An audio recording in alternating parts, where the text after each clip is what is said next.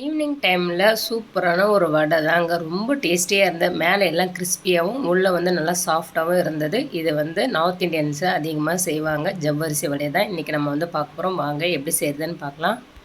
ஜவ்வரிசி ஒரு 8 மணி நேரம் வரைக்கும் ஊற வச்சு தனியாக நல்லா வடிகட்டி எடுத்துக்கோங்க. இது கூடவே பொடியாக நறுக்கின வெங்காயம், கறிவேப்பிலை, பச்சை மிளகாய், இஞ்சி இது எல்லாமே நல்லா சேர்த்துக்கலாம். அதுக்கடுத்து மிளகாய்த்தூள், உப்பு, மஞ்சள் தூள், சாட் மசாலா, கரம் மசாலா, ஆம்சூர் பவுடர் இது எல்லாத்தையும் சேர்த்துட்டு நல்லா மிக்ஸ் பண்ணிவிட்டு வறுத்து பொடிச்ச வேர்க்கடலை இது கூடவே சேர்த்து மிக்ஸ் பண்ணிக்கோங்க.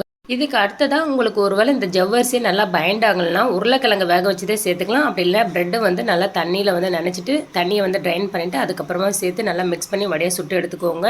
மிதமான சூட்டில் லோ ஃப்ளேமில் வந்து ஃப்ரை பண்ணி எடுக்கணும். ஏன்னா இது வந்து வேகிறதுக்கு கொஞ்சம் லேட் ஆகும். கெச்சப் கூட வச்சு சர்வ் பண்ணி சாப்பிட்டிங்கன்னா அவ்வளோ ஒரு டேஸ்டியாக இருந்தது. ட்ரை பண்ணி பாருங்கள், சான்ஸே இல்லை. ஆனால் என்ன தான் இருந்தாலும் நம்ம ஊர் மசால் வடைக்கு செம்ம இது வந்து சொல்லவே முடியாது. ட்ரை பண்ணி பார்த்துட்டு நம்ம சேனலை மறக்காமல் சப்ஸ்கிரைப் பண்ணுங்கள்.